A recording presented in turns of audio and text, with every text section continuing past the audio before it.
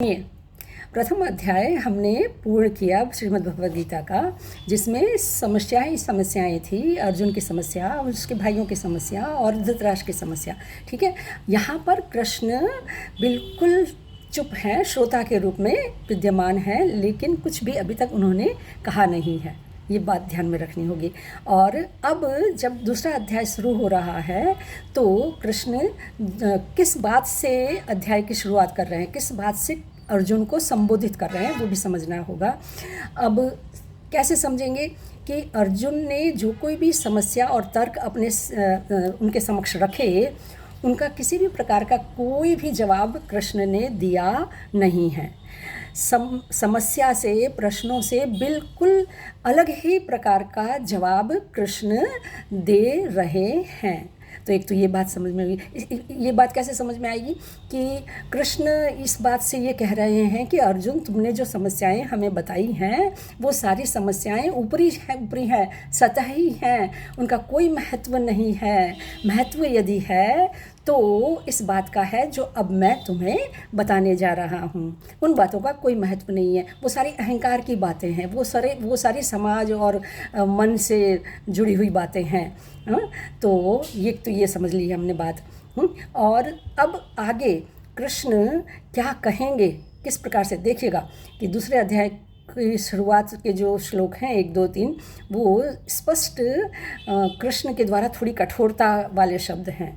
और फिर सीधा जो ज्ञान दिया जा रहा है, जो कह रहे हैं अर्जुन को, वो कोई प्रश्नों के जवाब नहीं है, अर्जुन के द्वारा दिए गए प्रश्नों के जवाब नहीं है, बल्कि ऐसे जवाब हैं जो उन प्रश्नों को एक तरफ रख देते हैं, वो कोई महत्वपूर्ण नहीं है। तू जो मैं कह रहा हूँ अर्जुन, उसको समझ ले, तो तूने जो ये प्रश्न और समस्याएं खड़ी की हैं वो स्वतः ही दूर हो जाएंगी। तेरा विषाद, तेरा दुख, समस्या सब खत्म हो जाएंगे। क्यों? क्योंकि ये मूल बात है, ये आत्मज्ञान है। ये आत्मज्ञान मीन्स अहंकार को समझ लिया जाए, शरीर व मन की स्थिति को जान लिया जाए, तो उसके भीतर फिर जो निकलता है वो है नित्य, वो है नाश रहित, वो है सनातन। बस उसको जानना है। ये जो तू बात कर रहा है वो तो अनित्य है, परिवर्तनशील है, आज ऐसा है, कल ऐसा है, विचार बदलते रहते हैं, भावनाएं बदलती रहती हैं, उसके बारे की बात है। इसको तू एक तरफ छोड़, अब जो मैं कह रहा हूँ उसको समझ। तो इस बात से ये पता लगता है कि हम भी अपनी लाइफ में जो कुछ भी इस प्रकार की बातें करते हैं ना, तो कि मुझे ये पसंद है, मेरी भावना ये है, मुझे ये डर लगता है, या मुझे ये अच्छा लगता है, या मैं इससे गमगीन हो जाता हूँ या हो जाती हूँ, ये सब बातें महत्वपूर्ण नहीं हैं। ये सब शरीर के खेल हैं, चलते रहते हैं, शरीर और मन के, ठीक है, वृत्तियों के, अहम वृत्तियों के, तो चलते रहते हैं।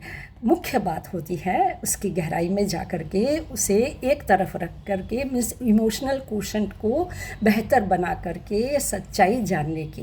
बस वही बात अब कृष्ण कहेंगे दूसरे अध्याय में। ठीक है, तो आज हम श्रीमद् भगवद गीता का दूसरा अध्याय शुरू करते हैं, जिसका नाम है सांख्य योग। सांख्य अर्थात ज्ञान, सत्य, पूर्णता, गिनती, विवेक।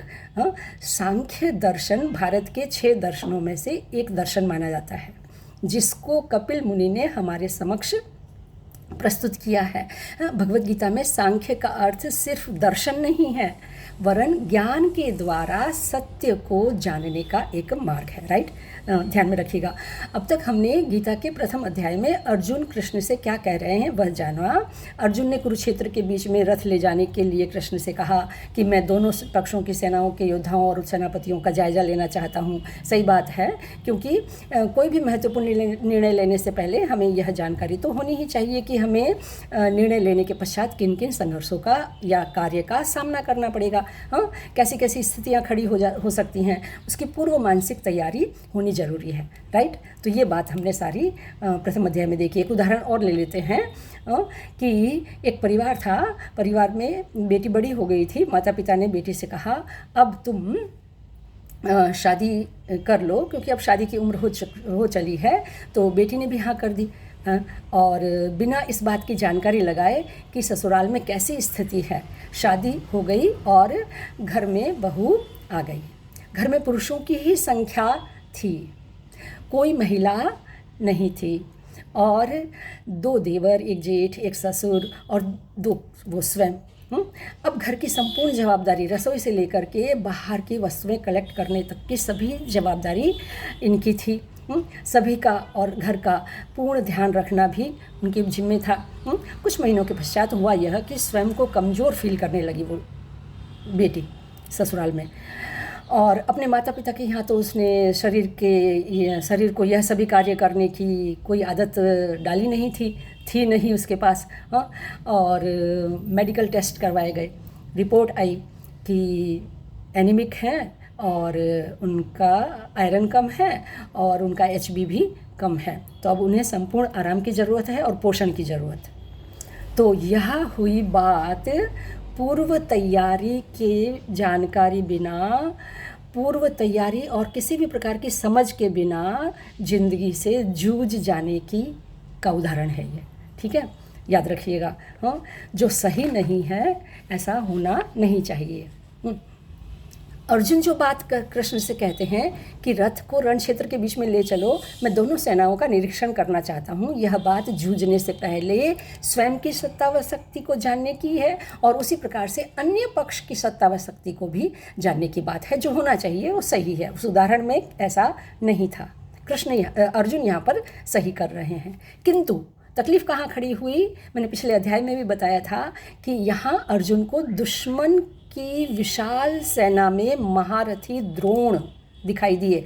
भीष्म और अन्य संबंधी को देख करके उसके छक्के छूट गए। उन्हें दुश्मन नहीं दिखाई दिए जिससे युद्ध करना है, उसको देख करके यूँ ताकत और साहस आनी चाहिए, वो नहीं, बल्कि संबंधी दिखाई दिए, इसलिए वो उनके छक्के छूटने लग गए और डर और मोह ने उसके मानस पटल पर अपना कब्जा जमा लिया। याद रखिएगा, भावना व वृत्तियाँ जब भी मस्तिष्क पर छा जाती हैं तब ऐसा ही होता है और इसका अनुभव हम सभी अपनी ज़िंदगी में करते ही हैं। आपने भी किया होगा। हाँ, ध्यान न दें वो बात अलग है। अब होता यह है कि हमारा जो अहंकार है वो इन अनुभवों की वास्तविकता व गहराई की सच्चाई को जाने बिना ही स्वयं को साबित कर देता है कि मैं ठीक हूँ, मैं सही हूँ, मैं संस्कारी हूँ। वगैरह ऐसा ही होता है कि मैं ठीक हूँ। सूक्ष्म बातें हैं, 2 बार सुनिएगा, समझ में आ जाएंगी। तो हमारा जो बाहरी मन है, बाहरी दुनिया, हमारी जो बाहरी दुनिया है वो मन से प्रभावित होती है और फिर बाहर वालों को भी प्रभावित करती है। तो अर्जुन ने मोह व डर वश सब कुछ कह दिया जो आज के ज़माने में सो कोल्ड धार्मिक लोग कहते ही रहते हैं कि ऐसा होगा वैसा होगा, माने पाप पुण्य स्वर्ग नरक, स्त्रियां बिगड़ जाएंगी, परिवार नष्ट हो जाएंगे, कुल तथा वंश का नाश हो जाएगा, इज्जत चली जाएगी और पूर्वज नाराज हो जाएंगे और पता नहीं न मालूम क्या क्या कहते रहते हैं। ये सब हम अपने लौकिक व्यवहार में देखते ही रहते हैं। इसीलिए मैंने पहले ही कहा था कि कृष्ण या भगवद गीता के श्लोकों के अर्थों को समझना है तो प्री ऑक्यूपाइड माइंड, जो हमारी मान्यता है, पूर्वाग्रह से हम ग्रसित हैं, उस मन के साथ नहीं समझा जा सकता। समझिएगा, गीता धार्मिक ग्रंथ नहीं है, वह हमारे भीतर बैठे हुए हमारे मन रूपी सॉफ्टवेयर या मन रूपी पिटारे, और ये पिटारा भी किसने तैयार किया है? अन्य लोगों के द्वारा तैयार हुआ है, उसी की बात करती है। मन के बीच में हमारा जो व्यक्तिगत अहंकार भी तो अपना अड्डा जमा करके बैठा है, जो सही बात को एंट्री देता ही नहीं है। तो असलियत में यह हमारे ही हर रोज़ के मनोवैज्ञानिक संघर्ष का तथा हमारे ही भीतर चल रहे द्वंद्व का सटीक उदाहरण है भगवद गीता। अहंकार का तो काम ही है, बस इतना ही होता है, खाओ पियो भोगो मौज करो और सुरक्षित रहो और अपना DNA फैलाओ, फिर सड़कों पर भीड़ मचाओ और फिर यही चक्र वर्षों से चलता आ रहा है। इसमें नया कुछ भी नहीं है। हाँ, यहाँ अर्जुन भी तो वही सामाजिक, पारिवारिक, धार्मिक, नैतिक, शास्त्रीय बातें कर रहे हैं। समझ में आई बात? समझ में आ रहा है ना कि हम सभी अर्जुन ही हैं। अर्जुन अहंकार के प्रतीक हैं। अहंकार अर्थात अंधेरा, अज्ञान या चेतना की निम्नतम अवस्था। अज्ञान भी कहना मेरे ख्याल से ठीक नहीं होगा, क्योंकि ज्ञान तो सभी को है, हम सभी को ज्ञान तो है ही ना, जीवन जीने का ज्ञान है। तो इस को कहेंगे झूठा ज्ञान, सतही ज्ञान, ऊपर का ज्ञान। गहरा नहीं। और कृष्ण है उच्च चेतना की उच्चतम अवस्था, ज्ञान की अवस्था, आत्मा की अवस्था, सनातन और निराकार की अवस्था। आई बात समझ में? मैंने यहाँ प्रथम अध्याय की थोड़ी भूमिका को थोड़ा लंबा कर दिया, जिससे हम सभी आगे के लिंक को पकड़ सकें। हाँ, तो अब बात करते हैं दूसरे अध्याय के श्लोक 1 से 3 की। श्लोक 1 में संजय राजा धृतराष्ट्र को कह रहे हैं कि विषादग्रस्त अर्जुन, मीन्स डिप्रेशन और एंजाइटी का शिकार हुआ अर्जुन को श्री कृष्ण ने कहा। दूसरे श्लोक में कृष्ण कहते हैं कि अर्जुन, तेरे जैसे योद्धा को गलत समय पर इस रणभूमि में, जो शोक व दुख के लिए अयोग्य भूमि होती है, वहाँ तुझे ऐसा मोह कहाँ से आया, क्यों हुआ? अब देखिए, जो ज्ञानी व समझदार होते हैं, जो डॉक्टर होते हैं, वो सामने खड़े शिष्य या नागरिक या व्यक्ति या पेशेंट की लंबी चौड़ी बातों को नज़रअंदाज करके या काट करके सीधा जो वास्तविक मूल समस्या और कारण है उस पर अंगुली रख देते हैं। और यहाँ कृष्ण ने सीधा ही कह दिया कि अर्जुन, तू मोह व डर से ग्रस्त है, तुझे क समय पर मोह कहाँ से आया? अर्जुन समझ। है ना कृष्ण मनोवैज्ञानिक भी और डॉक्टर भी। समझिएगा, अर्जुन ने प्रथम अध्याय में जो भी तर्क दिए उनका खंडन करने की भी कृष्ण ने यहाँ कोई ज़रूरत नहीं समझी। सीधी पत्ते की बात कह दी कि यह मोह जैसी वृत्तियां न तो श्रेष्ठ पुरुष को शोभा देती हैं, न ही सफलता। ध्यान दीजिएगा, जहाँ ईगो अधिक होगा वहाँ व्यक्ति किसी न किसी वृत्ति या भावना का शिकार होगा ही साहब। अपने जीवन में अब अवलोकन करना, सही बात खुद ही स्पष्ट हो जाएगी, सामने आ जाएगी। करके देखिएगा।